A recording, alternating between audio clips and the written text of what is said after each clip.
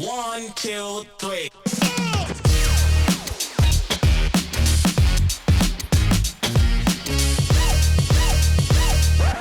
Folarin be ballin' for all y'all to see. Folarin be ballin' for all y'all to see. All right, everybody. Welcome to another episode of Go With The Flow, episode 15. I got in the studio was reorganized, had to move some mics around. Memory card was full. I had to go delete that. Took me a few tries. Shout out to David. He's a little genius. I couldn't figure out how to do it.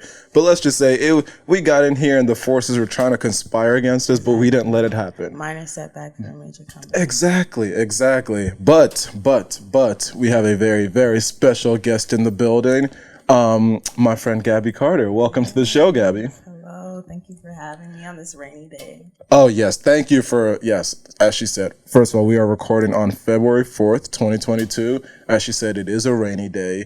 And honestly, I feel like that's just, it's a rainy day. Today, I don't know if you noticed, but Bicker decisions came out. So it's kind of like there's a lot hanging in the air. Tiger Confessions is going to be real juicy. Yes, it will. There's a lot hanging in the air, but it's okay. We don't let any of that get in the way. We are here to film what I know, record and film. Yes, and film what I know will be a great podcast. But the way I always start the episodes, I have my guests introduce themselves. So tell me where you're from, stuff you do around campus, and then just any other general intro that you would want the people to know. Okay, awesome. Hello, everyone. My name is Gabriella Carter, also known as Growing with Gabby. I'm a senior at Princeton studying medical anthropology, and I'm getting 2 certificates, one in African American studies and the other in gender and sexuality studies. On campus, I'm the co-founder and co-president of Our Health Matters, which is a club dedicated to catering to Black women's holistic health, so our mental health, professional health, and other things of the sort. I'm also a member of the Black Arts Company and Dorobuchi Dance Company. I've done a few other things, but that's mainly where I put my energy now. I'm in a space where I'm like investing in things that are also invested in me, so yeah. Love that, and that's you're a pretty stacked resume right there. You're still pretty involved. I'm someone who at this point I've really just dropped everything. Now I'm just chilling, but I respect it. But you have your podcast too. Honestly, you're right. But for me, this is just fun. Okay. I really enjoy doing this. This is like my weekly therapy session, so I don't even see it as work. Wow, that's good. Well, shameless self-plug, but that sounds like a good hobby. And like for my most recent scholarship that I released, it's called Hobbies Matter. It's due March 31st. Y'all should apply. There you go. Apply, and we'll get all into the scholarships. Yeah. Yes, but the reason I made that the subject for the essay is because I was like, wow, like a lot of the things that I've done have started out as hobbies, but like after you're able to monetize it, or like people start recognizing you for doing it, or you just do it for a long time, like it doesn't get to be fun anymore. And it's really important to have something to do that really nourishes you. So I'm glad the podcast is an outlet for that. Exactly. Thank you. And we will get much more into your scholarships in a little bit. But actually, so you mentioned Our Health Matters. Yeah. And I remember this was a club that you and was it Maya started? Yes, Maya Hauser. Yeah, shout out Maya. This was our sophomore year? Yes. So could you just explain why exactly that this was a club that you felt was necessary to be created? Yeah, of course. I'm not going to act like there aren't already clubs on campus that cater to Black women. Like shout out to PABW, BSU, even though they don't really have like a focus on gender. But Maya and I just felt it was really essential for Black women to have a space that was really dynamic and reflected like our multidimensional needs, especially as it pertains to mental health. That was like a really primary point because it's super hard to practice self-care. Being at a school like Princeton is incredibly rigorous on many fronts, academically, but also like socially. And something that a lot of Black women face, especially darker Black women, is misogynoir. And that's basically like a combination of racism and colorism. By nature of their gender. So we were just really seeing how that can tend to weigh on us, and we didn't want to have to internalize it. And the best way to like not have to bask in that is to do so in community, like to be with other Black women. That's always been a very restorative space for me. So we wanted to make space for that, as well as like having cool professional events. Like we've done quite a few like resume type things. We've partnered with different Fortune 500 companies to offer the people in our club, different opportunities. And then we just had like a Black women's wellness retreat. Which I was about to ask you about that. I just saw that on your IG. I was like, you came up from Mexico and to the retreat. I was like, too much retreating. Yes, No, I'm kidding. all gas, no breaks. We definitely needed to start the year off right because like senior spring, this is the least number of classes that I'm taking. Like I'm taking 2 PDF. Well, I'm PDF in one of them, and then one's a PDF only class, and then the other's for a grade. But I don't know how I used to take 5 classes. I had a 6-class semester too. First of all, 6-class semesters are. Did you do that because you had to, or because you're like, let me do a little more than I need to? A little bit of both. Like I could have taken another 5-class semester, but I really just wanted to bump down to 4 after that. So I had a requirement that I had to meet, and then I was also like, okay, it's online, so it won't be that bad. Spoiler alert, it was terrible. Like, would never do that again. But that was also the semester where I was off campus living with friends. And that's something that I kind of wish we had the opportunity to do still. But it is what it is. The living off campus with friends?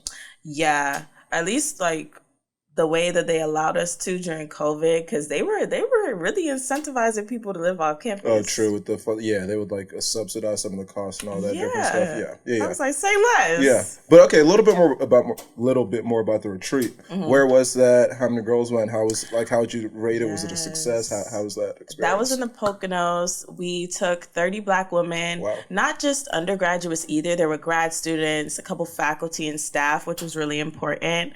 And shout out to Melissa Thompson, Dean Thompson, who works in Otis as well. Like she was such an integral part of allowing this to even be possible in the first place. And then VP Calhoun too, who really championed for us to get a lot of funding. Like on top of that, she got us all copies of one of Bell Hooks' books and like tickets to, I can't remember the show, but I think it was in, what's the name of the theater? McCarter, yeah. So that was really beautiful. But honestly, even though the retreat happened this year, this is something that I've been thinking about since my freshman year, just not in like formalized terms. I would always talk to Dean Thompson and be like, yeah, I'm not gonna lie, it kind of sucks here, especially as a Black woman. And she would be like, we should have a time for us to just like be away from campus and be in a different headspace so that we can reset before we come here. And that ultimately ended up happening this semester. But one of my favorite things about it was that we were very intentional about having like a yoga instructor come in. We did a hike to some waterfall. It was in the snow though, so I was while we were on the hike, I was like, oh my goodness. Like, next one to Mexico. Yeah, we could just get this one out. Get some funding. Shout out to here. Precisely. But like we had so many self-care items, like a yoga mat that we gave. Like we had this whole tote bag and it has a zipper at the top because, side note, that's one thing that really bothers me about the Telfar bags now. Like I have 2 Telfar bags, real cute, yes, but why does it not have a zip at the top? Like this bothers me. Low-key, as you're speaking, I'm just going to Google Telfar bag so I know exactly what you're talking about. If you're listening, please put a zipper on the top of your bag. Like, especially when it's raining outside. I don't want my books to get wet. There's no zipper on this bag? No, it's just like a little button. That doesn't make any sense. Yeah. All right, this will reach the right people. They'll figure it out. Exactly. Period. But yeah, other things we had was a journal, some Black-owned hair care products. We ordered from a Black-owned bakery nearby. Like, it was just very intentional to support our community while nourishing our own souls. So I'm really glad that we were able to put this on. Yeah, and that's great that you're able to do that, especially kind of like you said, it's something that you mentioned freshman year, and now you're manifested, although obviously there was probably a lot of legwork and logistical work that had to be put in, but it's just cool to see something like that come full circle. We're mentioned it freshman year, senior spring, finally able to make it happen. But before we go on any further, the thing that I wanted to lead with, we are in the presence of a true celebrity right here.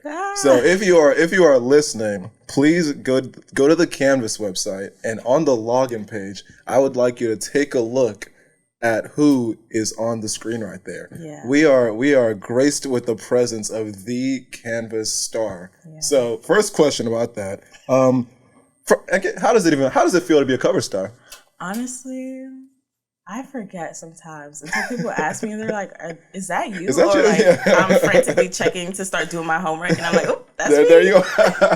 So yeah, it is surreal. I just wish Princeton would have ran me a bag for being on their homepage. Low key, that was my next question. Yeah. They didn't cut you a check? They didn't. Did they at least ask you to be put No. on? They didn't even ask your permission? Oh wait, no, they did. I thought you Okay. said, did they ask me if I wanted to get paid? Oh, okay, no. That would have been Okay. a different story. Yeah. But the whole backstory is like I worked at the digital learning lab for around a year right before we got kicked off of campus.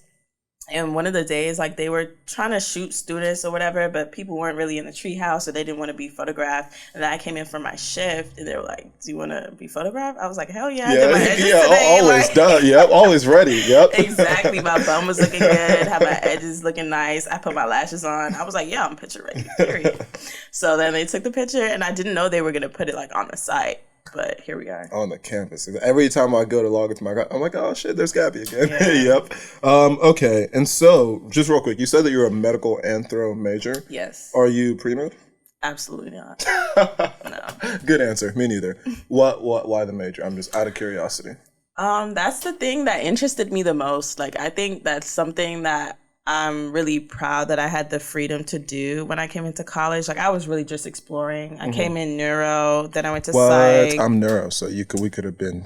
Yeah, I know. We could have been in the trenches together. Nah, you got out. You smart. But it ultimately came down to what I wanted to write about and what I care about, because we had to write our JPs and our senior theses.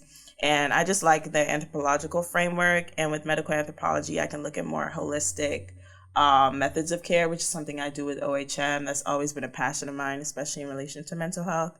So like with my senior thesis, I'm studying psychedelics and how it relates to how people form new relationships to themselves and others. And I wouldn't really be able to explore that in the same way if I did a different major. Yeah, gotcha. And it sounds like it's something that you're interested in. You just said it's something that you're interested in researching. But kind of the last episode that I recorded, we had a discussion about just the thesis in general. Mm-hmm. Do you think senior thesis should be optional or required as they are? Nah, it would be real cute if it was optional. Yeah. I might opt out. But I mean, on one front, it's nice that we can graduate from here with something that's like published, you know, because you have to put in a lot of time and energy into it. But I don't think it should be mandatory because, or at least in relation to the other requirements, like I have quite a few friends who have reached their class requirements or reached their major requirements, but we still have to take 3 classes minimum a semester or like 6 classes throughout the school year.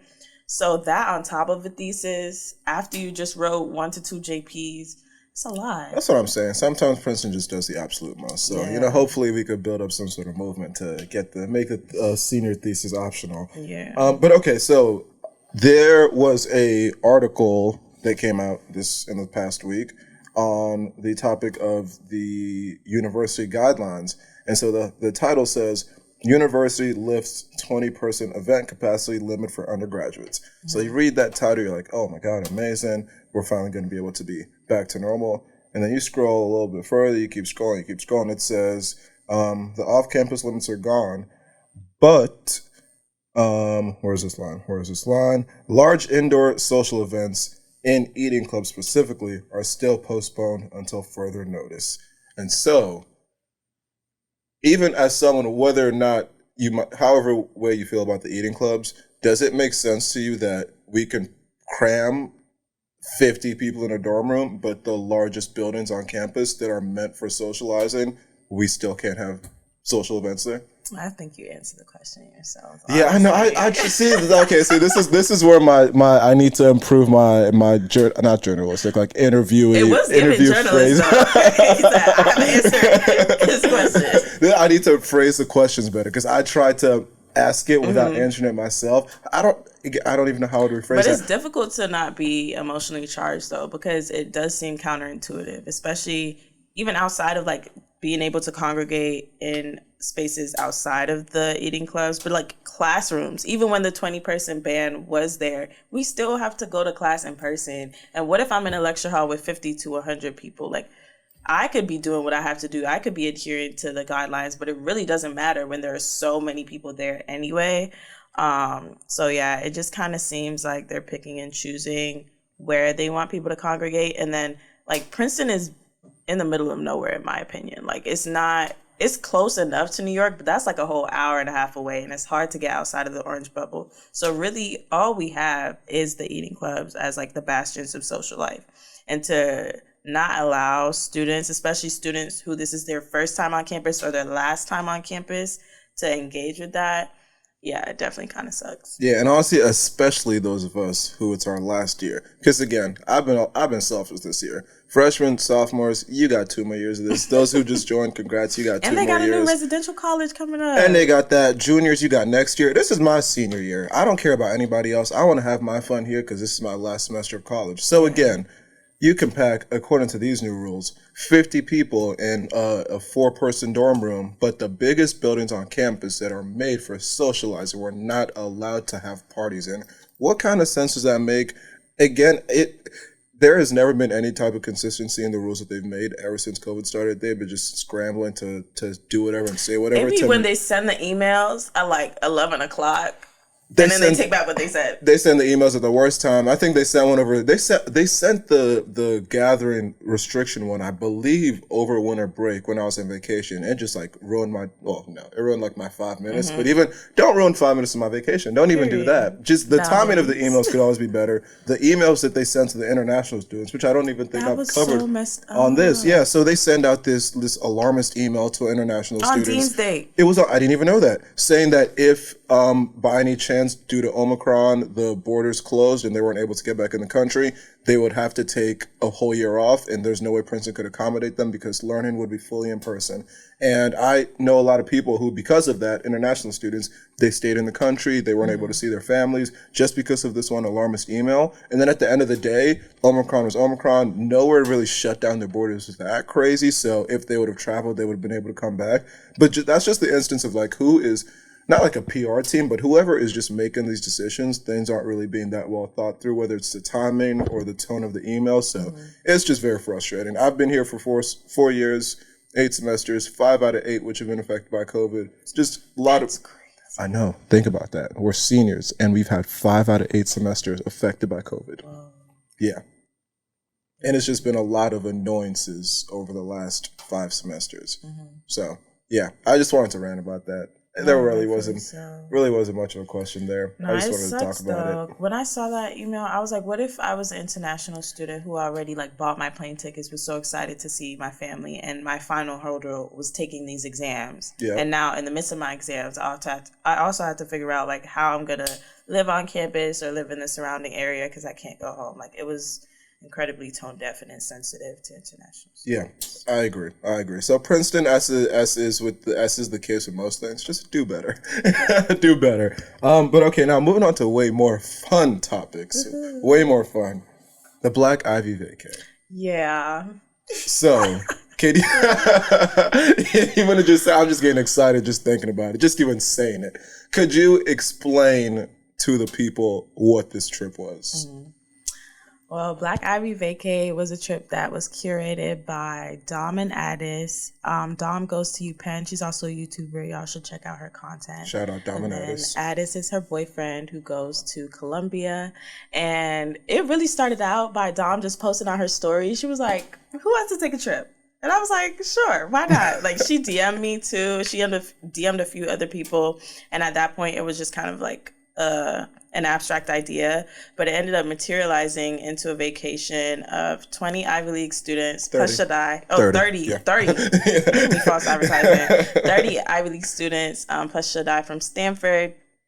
And it was really just to congregate for vibes, which is something that I'm really appreciative of, because usually when Ivy League students, especially Black Ivy League students, get together, it's for like a conference that's for like finance or I don't know, something that is related to professional or academics. But it's also important to just have fun and make memories together. Just vibe out. Exactly. That's what it was. Black Ivy Vacay was just 30 people vibing, having a grand ass time in Mexico. Exactly. And so I must have missed this original story post that you're talking about. Because the way that I found out about it was I was in the city this summer. I was going to be on her. Oh, no. So I did. So she posted on her story saying that she was looking for people in the city to be on one of her I did YouTube. that too. One of Which her. video did you do? I did the Ivy League Wall Street one. Oh, cool. Did she post that yet? She did post it. Okay. Which one did you do? I did, I think, like advice for, I don't know, students. Yeah, I think I just did an advice one. And did that one come out yet? No. Okay. Yeah, mine came out like a month ago. But so when I met up with her in person, that's when I met Addis for the first time in person. That's when they told me about the trip. And this was end of summer. They're like, would you be down? I'm like, are you serious? Mexico with 30 other Black Ivy League students? Who would say no to this? So signed up. It was a phenomenal time.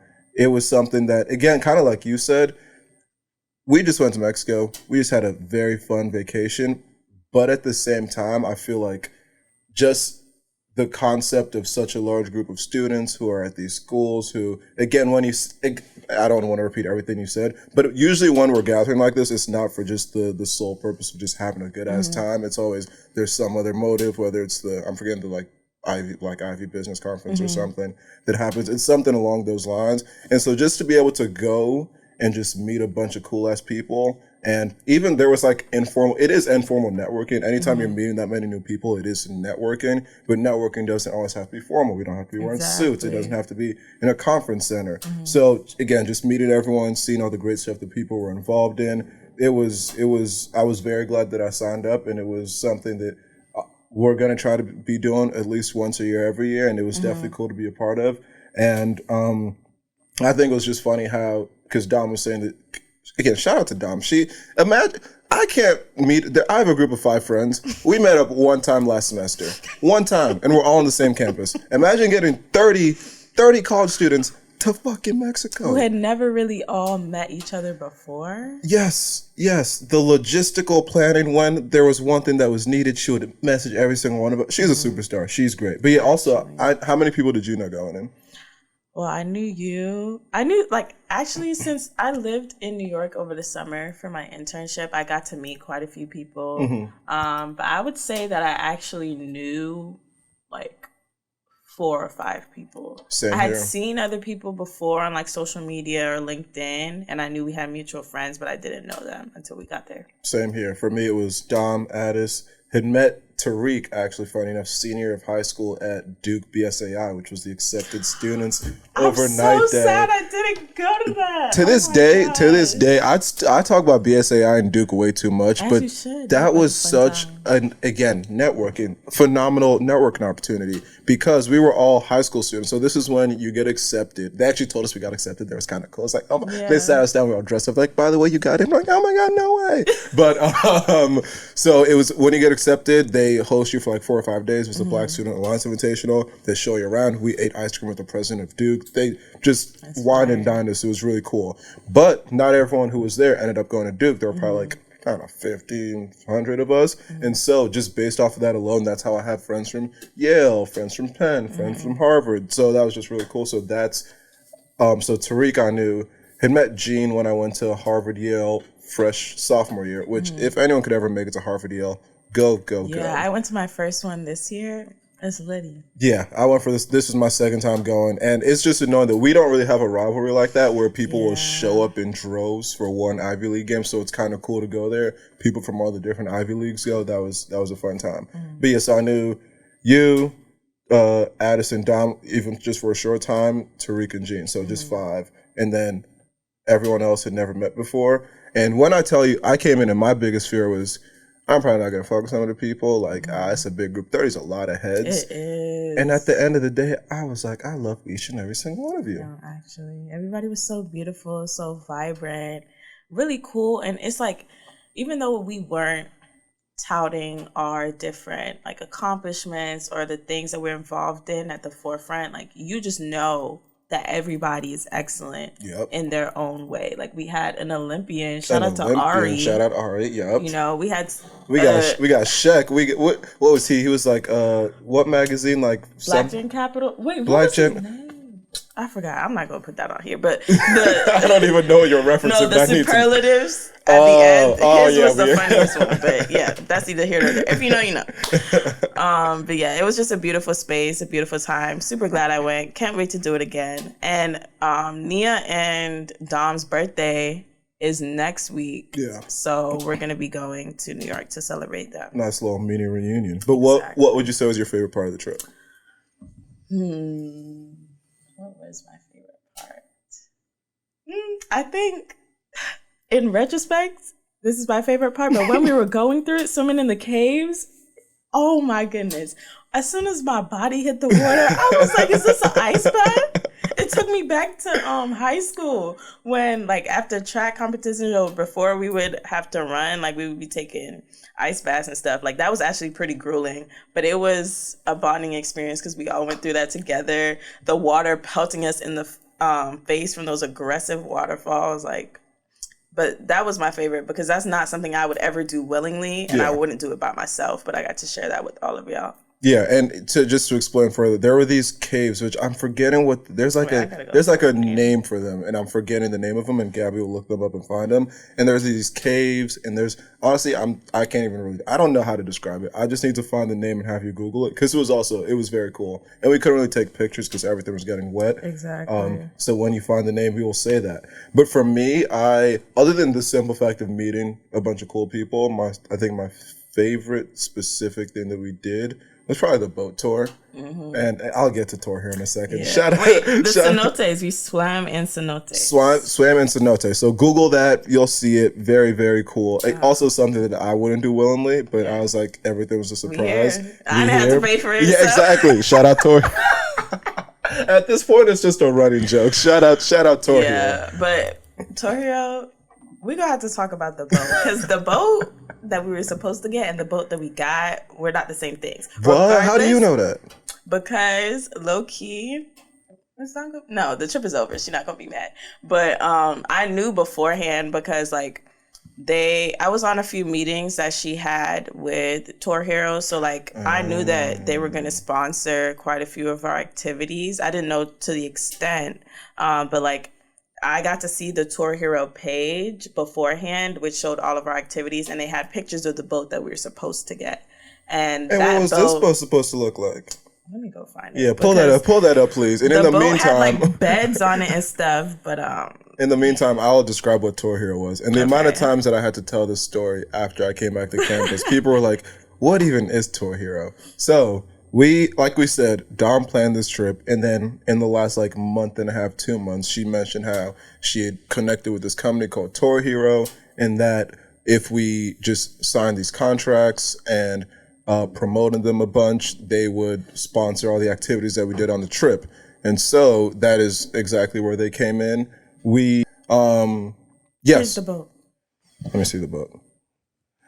Oh, dang. We're supposed to have beds. We were supposed to be relaxed. Wow. Okay. I don't know what happened to our hero. Regardless, thank you. I was about to say thank you regardless. I'm not complaining. But yeah, so it was just a collaboration where we helped to promote them as a company, and they would sponsor all the activities that we did when we were there. I would say it was a very good partnership on both ends. They said the traffic increased a lot. The amount of people that have had reaching out to me. I had someone text me literally yesterday saying, "Oh, how's Tour Hero? I think I might use them for a trip." Exactly. So the way we're actually brand ambassadors and influencers. Exactly. And so that's where Tour Hero came in. But yeah, I think the boat tour that we did, that was really fun. Get on the boat. There was a DJ, a lot of alcohol. The way everyone knocked out after that. That was funny. That was funny. But yeah, so it was a good time. And since you've been back, have you had people tell you that you've shown up in their sponsored ads on Instagram? No. Really? Because I didn't do the video interview as early as everybody else did.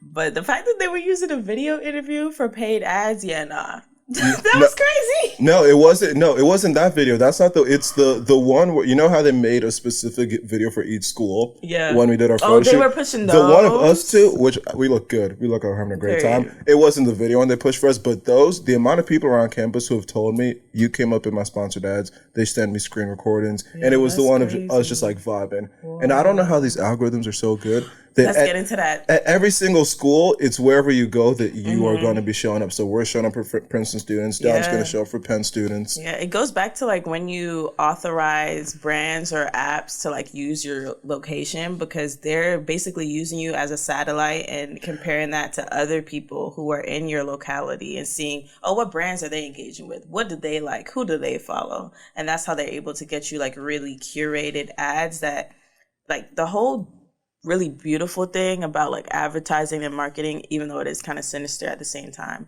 is that they're showing you things that they think that you want before you even know that you could potentially want it. So some people might not even be thinking about a vacation, but they see that somebody else on your campus went on vacation. So they're going to show you them having the grand time of their life. And you're going to be like, damn, I want to go on Maybe vacation. I should go on vacation and use a specific company to do Exactly. it. They're genius. They know what they're doing. They know what they're doing. But yeah, scary. it is kind of scary. But again, shout out to our hero. Yeah. Black Ivy Vic, it was fun. Looking forward to running back many years in the future.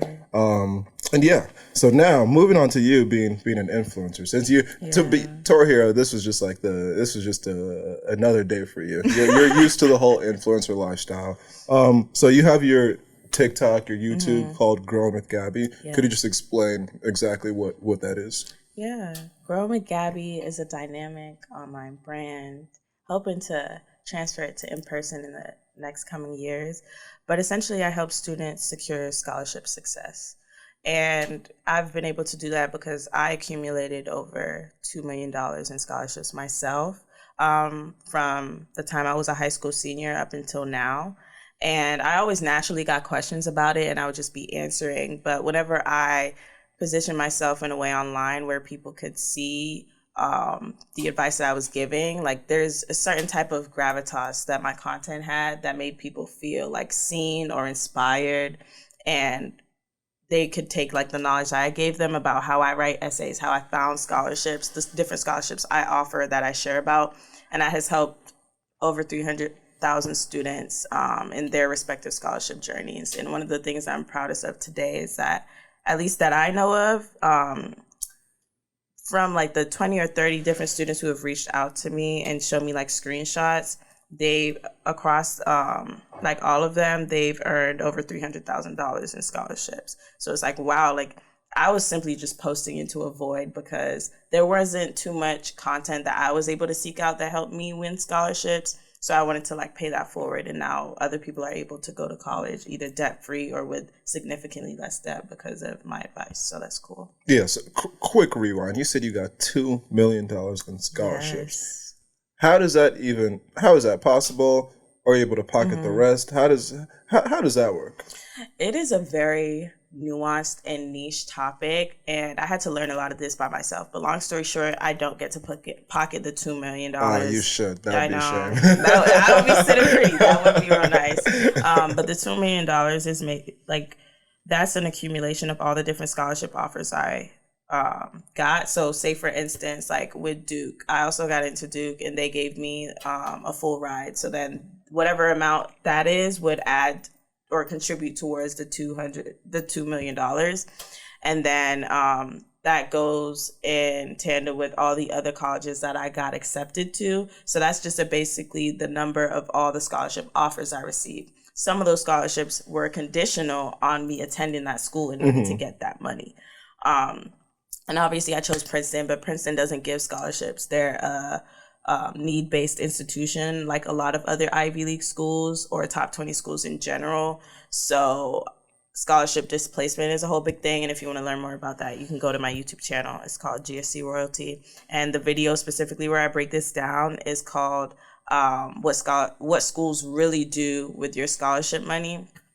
Yeah, I had to learn the hard way that it doesn't matter how much in scholarship monies that I brought to Princeton, based on your FAFSA and your parents' income or your income, depending on how you file, like they're going to determine a number for you to pay, and you're going to have to pay that number. Yeah. And just real quick on that topic, because I was going through your YouTube page to help me get ready for this conversation, and I saw your videos when you got into Harvard, and it said that was your dream school. Oh, I did not get into Harvard, child. Don't be lying on the internet. Harvard rejected me. I got into Stanford. Okay. See, yeah. I was scrolling through the thumbnails. I swore it looked okay, my bad. I got rejected to Harvard. Me too. Hey, it's okay. I also got rejected. Shout out Harvard. We didn't need y'all anyway. Exactly. Yep. We could definitely go for a round 2 though. They'll see me.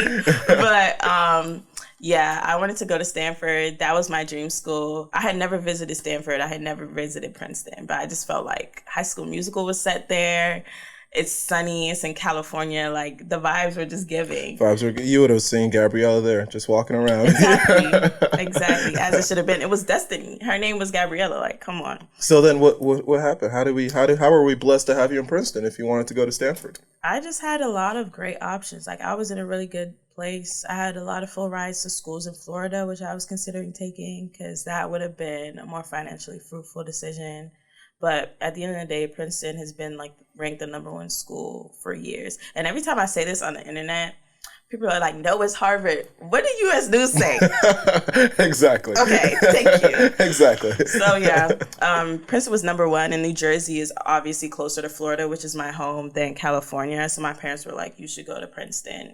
It's ranked #1 for a reason. So I came. I didn't even visit because at the time where we had like Tiger Days, I was at States for track. So I was like, I'm not about to miss States my senior year to go visit some school. So yeah, that's how I ended up here. You were a track star in high school. What events did you do? I did hurdles. I still have the school record for the 100-meter hurdles and the 400-meter hurdles. So that's something I'm really proud of. But yeah, I did that. I did softball as well. Nice. I ran track in middle school. Oh. I was a track star then. Also, I did 55 hurdles, I think it was, and high jump. Only lost 2 high jump meets. Still remember the guys' names that I lost to. That's how much it fucking stuck with me. And then we got up to high school, and then the hurdles went from like knee height to waist height, and I was like, that's enough for me. Men's hurdles are crazy. Yeah, I was like, I will go out on top. So I still claim that I'm a track star. No one can really say otherwise, because the last time I did track, I was kind of dominating, even if it was in middle school. That's true. But I digress. Even to another little digression. High School Musical. Are you a fan? Honestly, you referenced it in your. Okay, what are you about to say? But I don't like rewatching movies. I watched it however many times I watched it when I was young, and I definitely appreciate it for what it was. The soundtrack, bangers, especially High School Musical 2. Yeah, there we go. Yeah, thank you. Yes. But you still won't rewatch them? No, I hate rewatching stuff. I hate rereading books. Like, I just can't. I know what's gonna happen. I can't do this. See, you're not even. But it's okay. But for something like a High School Musical, where it's a sing along, where you rewatch it, you know the songs, you know the words. You may know. Rewatch it. I'm not rewatching it. And I do. And anyone who knows me knows that I rewatch High School Musical at least.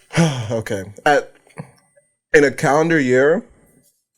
I'll watch each one at least 3 times. Is that like your comfort movie? That really is my comfort movie. And I love High School Musical. That was my childhood. I had the CD for the second movie. Not the CD. And it came with the lyric book. So I to this day know all the words to all the songs in the second movie. First movie, most of the words. Third movie, funny enough. Remember how when the first and second High School Musical came out, it was a Disney Channel original. We were sitting in our homes. We could see they would do the little trailer that had all the other movies in Disney. You got so excited sitting at home. Oh shit, I look at me getting goosebumps just thinking about it. So the first 2 came out that way. Third one, they said, oh, let's make it a fucking cinematic whatever. So they put it out in theaters, and that hurt 8-year-old, 9-year-old, however old I was. That hurt me. I was like, this isn't true to my roots. So I boycotted the movie until actually the start of the pandemic. And then it wasn't until March of 2020 that I finally watched High School Musical 3. Wow. And I will say, I had been missing out. Great song. Okay. Great movie. Just Want to Be With You. Phenomenal. I was just walking down campus listening to it yesterday, singing along, dancing along. Yeah. This is a beautiful fun fact, and I do think High School Musical was a great finale. Like, I definitely cried. I was like, no, not it's over. They're at their graduation soon. Bruh, I was right after I watched it, I texted some of my friends. I was like, bruh, that third movie made me more emotional than my own high school graduation. Because I'd been putting it off for so long. But okay, so you have still seen them, and you still do appreciate them, even though you won't rewatch them. Yes. What's your rankings in the High School Musicals? Honestly, I'm gonna put High School Musical 2 first, because the ending scene where it was like summertime. This summer has just begun. Let's rock and roll and just let go. Feel the rhythm of the drum. Well, I could sing the whole. You thought I was playing? I'll sing every fucking word right now. You hear me like stirring up the lyrics? He got it down pat. It's your time to shine. But that scene really made me excited for summer. It made me want to pool in my backyard so bad. So definitely putting that first. And the soundtrack, like Work, the scene where they had like we they were gotta in the kitchen. work to Yeah. work this out. Yeah. We'll make things right. The sun will shine. If Yeah. don't get me, I might watch High School Musical today. Oh, That's how excited this is getting me. But sorry, continue. Yeah, I'm gonna put that first, and then High School Musical 1 second, because I gotta go my own way. Like, sometimes I will just randomly start singing that song. Like, it's so deeply embedded into my psyche. I hate to do this to you, but Gotta Go My Own Way is in the second movie. You're for real? That's in the second. What's the movie. one in the first movie that she sings with Troy? In the first movie? Are you? No, You mean Start of Something New? No, that was in the beginning of the movie. No. Gotta Go My Own Way is most definitely in the second You're movie. I know that for a fact. Again, I'm the High School Musical guy. I know that for a fact. No, I gotta That go was the with it. song. And then the next song after Gotta Go My Own Way is the single best song in the 3 movies. Every Day. Perfect song, perfect lyrics, perfect time in the perfect movie. Damn, So, I think yes. You're right. I'm not gonna lie. I wasn't even questioning if I was wrong. I knew I was right about that one. You see the confidence? Yeah. Okay, well, I would still put the first one second, and then the third one is third because it's the ending. Yeah, fair enough. My ranking is 1, 2, 3 because nothing beats the original. To this day, when I watch the whole first movie through and it gets to we're all in this together at the end, I can't sit in my seat. I got to get up and dance. It I gets had me. like the cheerleader uniform too. It gets me going. And I will agree, music wise, second has the best music, top to bottom, all hits, no misses. Second, first, third. Period. And what is your favorite song in the entire series? Probably Work is Work the same song that they sang when they were on the golf course?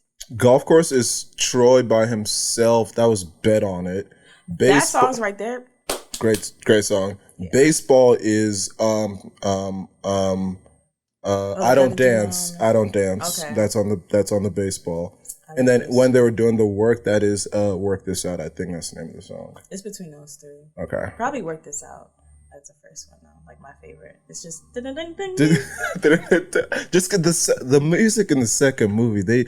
Kenny Ortega, I think that's the producer's name. Man doesn't miss. But I digress. See, I love that we got there from talking about your scholarships. This is important though. This is important. Cultural history. And I've always wanted to talk about High School Musical on the podcast, but there's never been a natural introduction to it. So you mentioned, I was like, that is my entrance. Stanford, High School Musical. Period. Boom. There we go. But okay, so does it work that an individual will reach out to you specifically and you help them one-on-one, or more that they just go on your YouTube and TikTok and then they just work with all the information that you've already put out there? It started more as the first one, but I just don't have the bandwidth to accommodate the influx of like requests. And it is very fatiguing to be a personal advisor. And the rates that I would have to charge for it to be commensurate to the amount of energy I'm putting in, especially aside from like my schoolwork at Princeton, it would be too much money, especially for students, and particularly for the students that I would prioritize helping. So I've shifted to just putting out like content and then asking people like, what do you want to see? And reconciling that with the different brand deals that I have, the different scholarships that I am offering and want to share about, and then just different opportunities that I find too, because it's not just restricted to scholarships. Like I'm starting to post a lot more grants as well, free classes that people can do, because like while scholarships are definitely amazing, they're designed so that not everybody can win. Mm-hmm. But with other opportunities, like especially ones that are more foundational to allowing people to get knowledge, that is like in abundance. So I try to reconcile the two. But yeah, I don't really respond to as many like DMs and emails because I literally can't. Like it's just too many at this point. She said brand deals multiple. Like I said, she's been an influencer, guys. She does this. But even kind of like on that same note, even like when Dom posted the video about Ivy League to Wall Street, similarly to you have a bunch of people reach out and you help who you can, but at a certain point it's like, I can't help on Zoom with every single person. At a certain point I'm trying like, you can't help everyone. But okay, and how do you see yourself keeping this going post Princeton, if you will? I definitely will, but I want my content to evolve with me, because there's going to be a period of my life where I'm not a student, and I'm actually really looking forward to that. So like I want to do more content that's oriented around like finding yourself as a professional, finding your first apartment, learning how to cook like your first meals and such. Like the whole name, Growing with Gabby, I was very intentional about creating that 2 years ago. Before I even knew what this would manifest into, I knew that one thing that's very central to me, like the most important thing to me, is growth. And I don't know where that will take me. I don't know what that will look like, but I wanted a brand name that is always going to be fitting, and we're always going to be growing with Gabby. So my content is going to evolve beyond just merely scholarships. But because I have such like embodied knowledge about that, I feel like that will be like always be a part of what I do. But I definitely do see myself like offering more in-person workshops and partnering with different school districts, potentially making my own like scholarship database. Like these are just different ideas that I'm trying to materialize within the next 5 years. But I don't know. I also just want to like put certain things on pause and see what the professional world has to offer me. But I'll always be doing growing with Gabby stuff like that. I'm always going to be working on me. So. Yeah, and I love what you said about being intentional about the name and seeing or making it a name that we'll be able to apply wherever you go with your content. Exactly. That's exactly what I was going to say. I feel like the name of my podcast, Go With The Flows, also works in that same way. I didn't make it Princeton focused or college student focused or whatever focused. I will always be going with the flow. Okay. I'm always going to be flow. And it's something that whichever way I want to pivot this podcast, because that's also something that I'm trying to consider. If one, do I want to keep doing this post Princeton? I know I want to. Will I be able to? Will I have the time? Will I be able to rebrand productively and accurately the way I want to? And just while I try to consider all that, the name of the podcast will always work. So yeah, that's also a space I'm in right now, trying to see if I was going to do this after, what would that change look like? Because right now, I'm a college student, Princeton, talking to other college students. It was meant to be a podcast by college students for college students. Yeah. When I graduate, no one wants to hear me talk to college students. I don't want to talk to college students that's okay. when you I graduate. Always grow. That's the beautiful thing about starting something. Like, you're not going to be the same person that you were when you started this. You're going to get so many opportunities, have so many conversations that you didn't anticipate. And like rebranding just never gave to me. Like even something as small as like changing your Instagram name. I've had the same Instagram name since I was in 7th grade. Okay. So we've been new. Like GSC royalty, that's sticking. It's not going anywhere.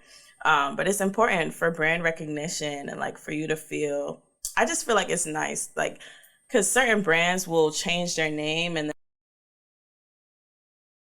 then so yeah, I'm glad that you chose something that's going to stick with you for life. But you mentioned Postgrad. You don't know how this is going to fit in or what that's going to look like. Like, where are you going to be? What are you going to be doing? What am I going to be doing? Well, I'm at Wall Street. Oh, yeah. As the name implied. Yeah, it's going to be long hours, especially in the first few years after graduation, and which is why, like, would it be something I did like on Saturdays? Intern was anything like what life will be like, which it probably will. One Saturday's hit, I'm just trying to chill. Because I actually, at the start of the summer, I was like, okay, maybe I will record episodes on the weekends with the people that I'm interning with, because that would help. Which maybe I shouldn't have been lazy and I should have done that, because that would have helped the growth a little bit. But I was just so tired. And then Saturday's hit, I'm like, I just want to chill. And then you're trying to coordinate schedules with people. Like, I'm supposed to be on someone's podcast, and I believe he works in Wall Street too, but the way our schedules just never align. Yeah. So exactly, that's why there's so many outside factors that will determine if I keep this going. What about you? What are you doing after? Me, I'm going to be in New York as well. I'm going to be doing marketing within a finance firm, so I'm looking forward to that. But yeah, we'll see what the future holds, because I feel like New York is such a big city. I don't really plan to be there for too long, because now is like the season where you're getting all your, not W-9s, but basically W-2s, your tax documents. When I saw how much money they took out. Bruh, don't even, bruh. I nearly called HR. I was like, what is this? New York the taxes are fat. You got federal tax, you got state tax, you got New York City tax. That's crazy. Bruh, it's like 33% or something like that. I agree. Because I also just filed taxes for the first time like a week ago now, because I need them tax returns because they're Yeah. And I was, those the tax rates are a little insane. So I agree. New York is not How are you finding an apartment in New York? Because I haven't started looking yet. So I found the two guys that I'm going to be living with. One of them, he said that one of his friends is in real estate, and he said that March, April. May is the best time to look because that's when the most things are on the market and prices are the best. So right now it's just very, very preliminary searches. Gotcha. And then when May hits, then we'll really like hit the ground running, go to the city, look at a bunch of spots. So yeah, I haven't really started to deep dive, but I will connect you with this guy or his friend. And I've been on Zillow and Street Easy, but it's slow. Yeah, it's looking real slow. Yeah, but I think even just the timing right now is, and I look at my watch, like I have a watch on. The timing is bad. It's not right. But okay, I will. Ooh, look at that. We've already done 50 minutes. I bet you didn't realize we had done that long. This is a juicy episode. Y'all better be tuned in. This is a good episode. Okay, and so now. Did you have any final thing that you wanted to add about your scholarship, your page, Growing with Gabby? Check out GabriellaCarter.com. I post a bunch of scholarships there. Apply to my scholarships. I do a nice variety of essay scholarships, grants, things for business owners, college students, grad students, everybody. Yeah. Gotcha. Perfect. And so now, before we get to both the segments, I just want to reflect on our 4 years at Princeton. Do you think that there's anything you would have done differently if you could have in the last 4 years? I was actually thinking about this on my way here. Like, I've been in this kind of perpetual state of nostalgia, especially since senior spring hit. And maybe it's the gloomy weather that's making me want to reminisce, or it's just like the stark realization that I'm actually going to graduate. Like, this always felt so far, and there was always somebody who was like a year ahead of me. Mm-hmm. So now that it's us in this seat, I think I did a great job, I did a great job. Yeah, talk your shit. Yes, you could say you did a great job. Exactly. I did a great job of like trying to immerse myself in different spaces my freshman year. Like, I did cheerleading, I tried different dance groups, I was in entrepreneurship club, I had a bunch of different jobs, from desk jobs like at the digital learning lab. And that was really important for me to find what I do like and what I don't like. But I think towards the latter half of my time here, I started doing things that were in the same circle. Like, even with Dora Bucci and BAC, it's more or less like the same people. Yeah. It's like, if you have a Venn diagram, it's like I was just the middle, the midsection, who are more or less in both of these groups. A lot of overlap, even with our OHM, I would assume. Exactly. Yeah. So I don't really get to meet as many new people as I would have liked to, and especially since I'm so fatigued, like as a senior, I wish like the different activities that I am choosing to spend my time in gave me the opportunity to meet even more people. Mm-hmm. But other than that, like, fuck it. I did what I did. I said what I said. There you go. It is what it is. Yeah, and even for me too, I also came in, hit the ground running, joined probably too many clubs, but honestly, maybe a good problem to have. Better to overextend yourself and learn, and then dial it back a little bit than to do nothing at all. Yeah. If you're an incoming freshman, definitely join clubs. That's how you meet people. So came in, joined a bunch of different clubs, saw what I wanted to do, what I didn't want to do, what I wanted to be involved in. And then I think COVID is what really just switched my mindset, because that hit. Obviously, all got sent home, came back senior and missed basically our whole junior year, eating clubs and all that stuff. So for me, it was like senior year, I just want to do the least possible. And that's okay. And I was like, yeah, that's perfectly okay. Taking time for myself, just enjoying life, enjoying college. And yeah, I don't really think there's anything I'll do differently. People always ask, because I'm very vocal about how I don't like my major. People always ask me, would you be a different major?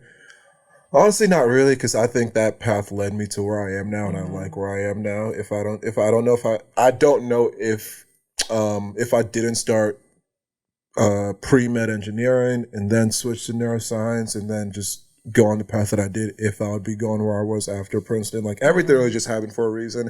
Really helped my story. So, yeah, I don't know. I don't really think I would change much. I like how I've navigated Princeton, I'll say. Yeah. The present can only be as it is, based on all the things that have happened in the past. So you put it beautifully. Like, we are where we are because of who we were and the people that we met and the things that we did. So Yeah, you put We here now. that even more beautiful. That was just so poetic. God damn. Okay. And so, how would you say? Because again, you said you wanted to go to Stanford, now Princeton 4 years. How do you ultimately feel about your decision to come here? And be honest.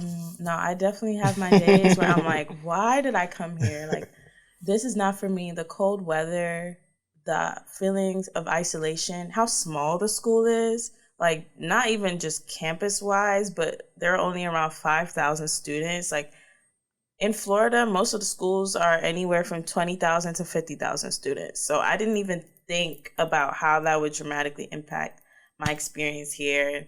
I don't really like Jersey as a state. Well, okay, too far. Don't come from my state. Yep.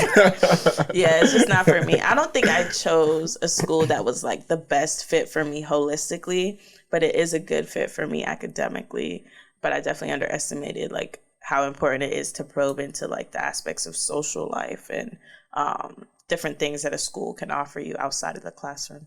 Yeah, gotcha. And before we get to both segments, what advice would you give to if there were any incoming 2026s listening right now? That is who they are. Yeah, freshmen right now, 2025. Oh, that's such an ugly year. I agree. No, a lot of shade. 2022 is just the best year by far. Everything else could go. Yeah. No offense, David. 2024 is it's not it. But I would definitely tell them, like, on a similar line to what I just said, like, think about the type of college experience that you want to have. Like, outside of the things that you want to learn and the things that you want to do, like, what type of experience you want to have? Who do you want to be immersed around? What type of living situation do you want to have too? Because like the dorms at Princeton are very hit or miss. And I was missing consistently. Like when I tell you, sophomore year, I was living in the Arch, in Blair Arch. When they used to have them Arch things, I wanted to gouge my eyes out. Mind you, the dorm is only 101 square feet. That was criminal. So when we got kicked off for COVID, I was like, sheesh, I couldn't live in this dorm any longer anyway. And then freshman year, like just being in Maddie, it's very beautiful outside, but in terms of living there, no elevators, no AC, it's not the vibe. So definitely look into the type of living situation that you'll be walking into at the schools as well. And the dining hall, like little stuff on the day-to-day that is really going to impact your experience. You should definitely be intentional about thinking what you want and what that school can offer you. Great advice. And with that, we will get to the first of our two segments. We've done 56 minutes. And I don't have a name for this segment. Yeah. We need one. If you think of one, let me know. But yes, the segment still needs a name. But yeah, I always ask the guests to come with 5 songs that I think describe who they are as a person. But I really leave it up to their interpretation. Very open-ended question. And so, with that being said, Gabby, can we get the first song? Of course. I'm giving y'all one for honorable mention because I couldn't decide. But the first song is W by Coffee and Gunna. Because the lyrics she said, load the L's, take the W. Like, you know, life is going to come with L's, but I'm always giving praise to the Most High. Like, shout out God, because he really be looking out for me all the time. I just love that song. It's a really nice kind of like Caribbean vibe, and then Gunna slides on the beat. Eats it up. So yeah, it's a great song. It's on my like starting my day playlist. I like to listen to it before class to pump me up and really make me appreciative, because sometimes that's hard. Love that. Song number 2. Forever Humble by Blast. Just go listen to the song. I was about to say, I don't think I know that one. Okay, yeah, Forever listen Humble. to the song, listen to the lyrics. I said what I said. Like, I feel him on that song. Forever Humble. And then this is quite literally an oxymoron, because the next song is Cocky as Fuck by Megan Thee Stallion. So you're forever humble, but also cocky as fuck. Exactly. Which I understand 1,000%. It makes sense. Exactly. It makes sense. She said, I'm number one. I tell bitches with tutu. Period. Megan was talking her shit the whole song. Like, that is, yeah. Okay, and song number 4? Superstar by Usher. That's a beautiful throwback right there. It just makes me want to lather some nice lotion and oil on my skin and light a candle. Like, that's great. Whoever the love of my life is has to dedicate that song to me. Like, it's going to play at my wedding. If you're listening... Exactly. You're here, and Gabby's giving you the tips right now. You need to come with that energy. And then Draft Day by Drake. Draft Whoa, that's insane because the last episode, that was also one of the songs by Kevin O'Toole because he got drafted to the MLS. Oh, congrats. Whoa, that's actually insane. I didn't think that's actually kind of crazy. Yeah, Whoa. draft day definitely because it's like application season right now. I feel like the next phase of my life is kind of up in the air because there are so many different directions it could take. But regardless, it's draft day. I'm getting my shit done. Oh, and there's a specific lyric. Okay, let's hear it. Talking about manifesting. I'm gonna have to incorporate that. What's your favorite line from any of the songs? Yeah, I might incorporate that. You should. See, look at you getting ideas. Look, exactly. We always go with the flow, just growing. Dang, where is it? You're going to have to cut this part out. That ain't no problem. Well, it's okay. Get Ezra on it immediately. Okay, he said, man, that boy grown up quick. That boy know he the shit. That boy singing on every song when he know he could spit. That boy manifested it. That boy knew it was written. That boy did it on purpose. That boy shitting on you. That boy know that they shitting on you and they can't get past you. Period. Everything I said, I did. I manifested it beforehand and I knew it was going to come to fruition. So love that. Perfect place to put a pin on that segment. Yeah. Love that. I love that segment. That's a great segment. Okay, now the final one, the longest running segment on the show, Tiger Confessions. Ooh, so child. The first one. No, these are pretty tame. Not too crazy. Low key, I think it kind of fell off. There's be some like fun questions on juicy questions, and I'll be scrolling through. I'm like, damn, I can't even find nothing to talk about. But Bicker's gonna make it lively again. Honestly, true. I'm just gonna search keyword bicker next week. That's all we talk about. First question says, and we kind of touched on this a little bit. Any second term semesters losing their motivation already? ? I'm so done with this damn place and just want to get out already.